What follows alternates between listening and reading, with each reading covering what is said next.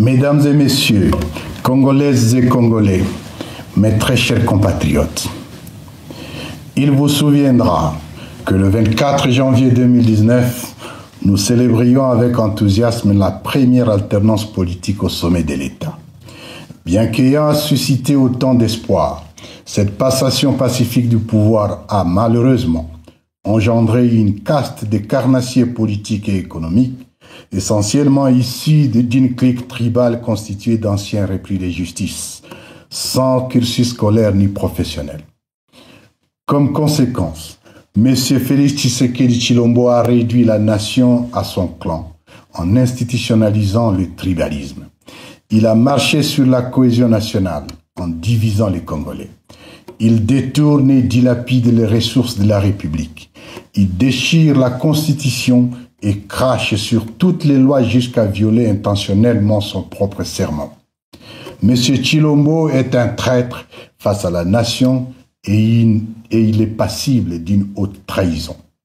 Son régime a installé le totalitarisme, une pensée unique basée sur la terreur, l'oppression, les arrestations arbitraires, les assassinats, massacres et tueries, en poussant la plupart des personnalités congolaises à l'exil. Ainsi, la moindre contradiction avec cette tyrannie vous contraint au silence hypocrite, à l'arrestation ou à la mort. Sous ces régimes, le nombre de Congolais demandeurs d'asile est en croissance exponentielle. Aux uns, on dénie la nationalité et aux autres, on attribue des nationalités fictives et exclusionnistes.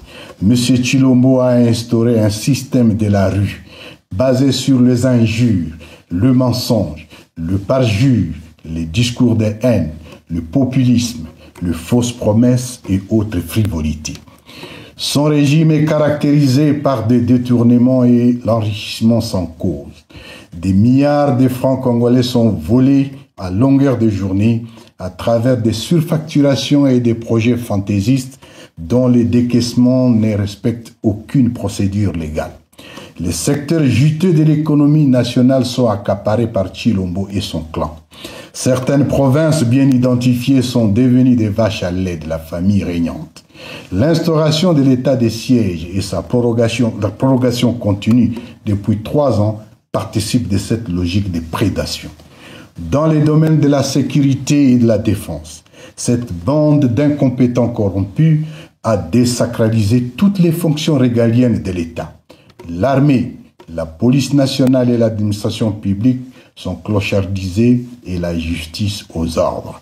Rattrapé par ses infirmités dans la conduite des affaires de l'État, le régime a bradé la souveraineté nationale en intégrant des forces négatives dans les systèmes de défense et de sécurité de la République. Des Congolais sans qualité, des coupeurs de route et des idéologues de génocide se voient attribuer des armes à feu dans le but de s'aimer la terreur et massacrer les populations civiles. Plus grave, le régime de Kinshasa a recyclé, entraîné, équipé et financé les FDLR, tout en collaborant criminellement avec les ADF Nalu dans le but de déstabiliser la sous-région. Il s'emploie aussi à distribuer des armes blanches et à feu aux milices de son parti UDPS, notamment les forces du progrès et la base Bilanga de Kasumbalesa. Très chers compatriotes, la nation est fissurée, les communautés linguistiques émiettées, les tribus dressées les unes contre les autres, la presse muselée et l'opposition politique persécutée. Tshilombo constitue une menace pour la paix et la stabilité, aussi bien pour la République démocratique du Congo que pour la sous-région des Grands Lacs. Un petit noyau de privilégiés composé de jouisseurs s'approprie toutes les richesses du pays. La population, quant à elle, croupit dans une misère indescriptible.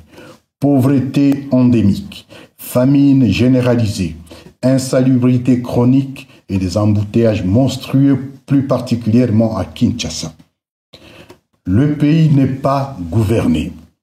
Très chers compatriotes, face à cette situation alarmante, une menace réelle contre la nation et l'État, nous avions le choix entre rester indifférents, c'est-à-dire complaisants, ou agir.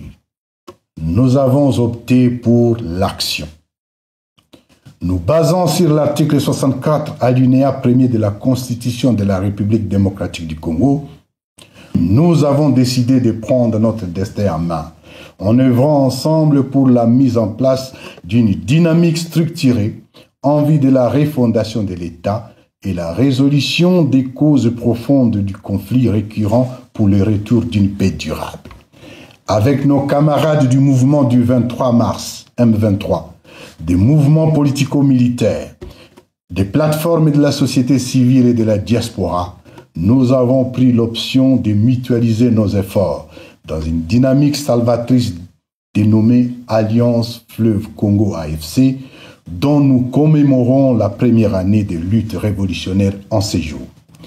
Nous saisissons cette occasion pour saluer et remercier pour leur sacrifice toutes les militantes, tous les militants, les vaillants et disciplinés combattants de l'armée révolutionnaire congolaise ARC.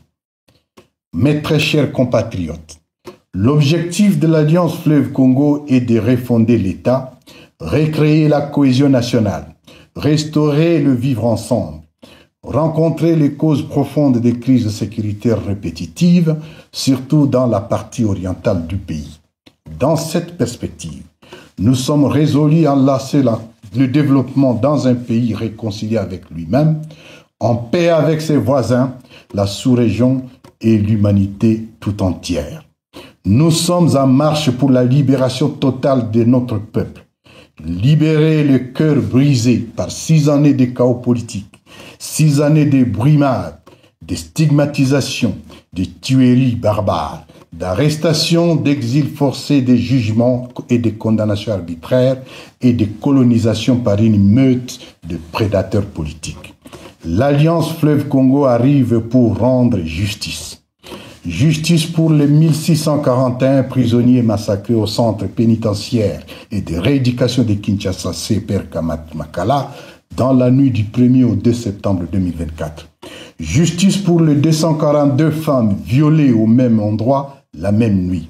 Justice pour les déplacés internes bombardés par le régime de Kinshasa au camp de Mugunga Goma le 3 mai 2024. Justice pour les massacres de 76 jeunes de l'UNAFEC à Lubumbashi le 30 mars 2023. Le 23 tués de Kilwa le 15 août 2024 et de 17 morts de Luilu dans les Lualaba le 26 août 2024. Justice pour les 152 membres de la secte judaïque et messianique Wazalendo, canardés le 30 août 2023 à Goma. Justice pour l'honorable chérubin Okende Senga, tué le 13 juillet 2023. Justice pour les généraux Delphin Kayimbi et Timothée Monkontu, ainsi que le juge Raphaël Yani. Justice enfin pour toutes les victimes de l'oppression et de la terreur du régime de M. Tshilombo par assassinat, cannibalisme, mutilation, viol, extorsion, haine ethnique, exil forcé et intimidation. Très chers compatriotes, dès sa création à ce jour, l'AFC a réussi à mobiliser le peuple congolais contre la dictature et le coup d'État électoral de 2023. Dans sa marche, les espaces libérés sont sécurisés et administrés.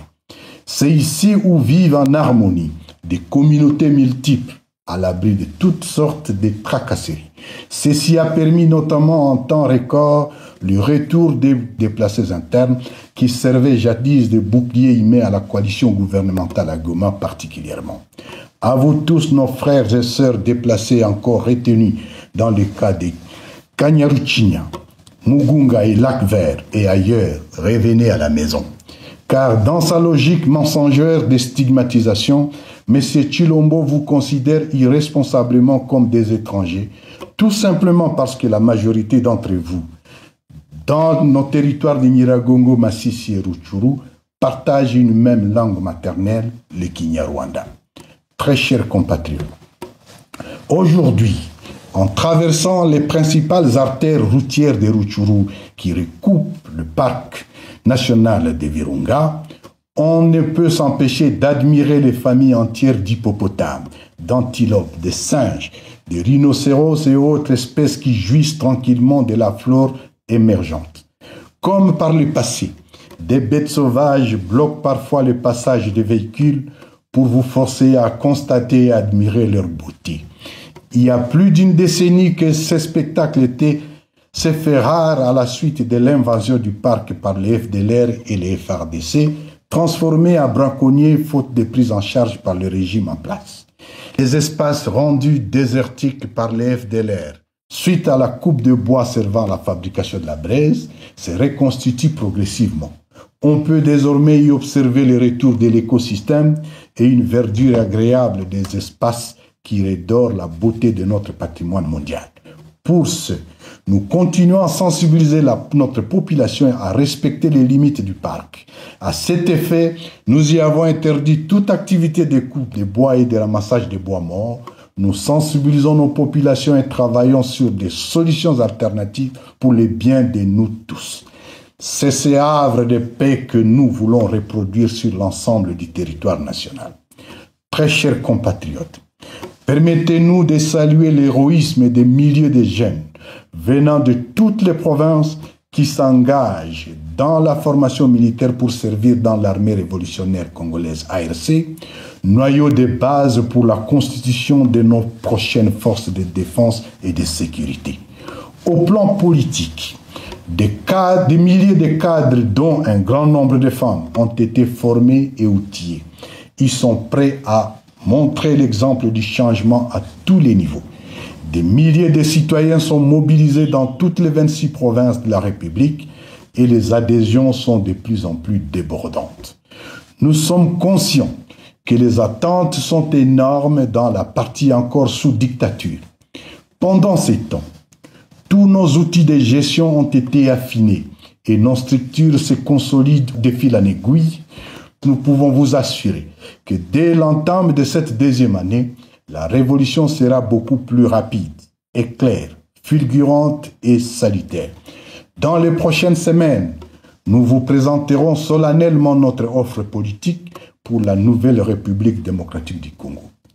La fin du régime de M. Tshilombo s'accélère inexorablement. Très chers compatriotes, comme vous pouvez le constater, la première année de la Révolution a été fructueuse et bénéfique à notre peuple. Nous avons permis à nos élites de se réveiller et avons réussi à bâtir un modèle de gouvernance stable, équilibré et sécurisé dans nos espaces. L'armée révolutionnaire congolaise marque exemplairement le territoire et maintient l'ordre et la discipline dans une parfaite complicité avec la population. À vous, jeunes, cette révolution constitutionnelle est la vôtre. Prenez votre destin en main. Ne cédez pas au piège de ces jouisseurs et menteurs. Ne cédez pas à la tentation de la facilité. Seule la lutte et les sacrifices libèrent. Engagez-vous, résistez, rejoignez la révolution. À vous tous, chers compatriotes, qui partagez l'idéal de la démocratie et du changement contre la dictature de M. Tshilombo, l'heure est au rassemblement. Chers compatriotes, nous ne saurions clore ces propos sans rappeler la position de l'Alliance Fleuve Congo au sujet du processus de Luanda. En observatrice intéressée, l'Alliance Fleuve Congo reste favorable à toute voie politique visant à mettre fin à la crise en République démocratique du Congo. Bien qu'encourageant le processus de Luanda mené par le président de la République angolaise, son Excellence João Manuel Gonçalves Lorenzo, reste partiel parce qu'il occulte les autres aspects de la crise congolaise qui justifient notre révolution constitutionnelle. De ces faits, l'Alliance Fleuve Congo n'est pas concernée par ce processus et les résolutions devant en découler ne nous engagent pas. Car, comme le disaient les sages Mahatma Gandhi et Nelson Mandela, tout ce que vous faites pour moi, sans moi, vous le faites contre moi. Très chers compatriotes, nous bâtirons un État moderne, espace de paix, de bien-être et d'opportunités pour tous les Congolais, pour la sous-région et pour toute l'humanité. Que vive l'Alliance Fleuve Congo, que Dieu bénisse la République démocratique du Congo, Je vous remercie.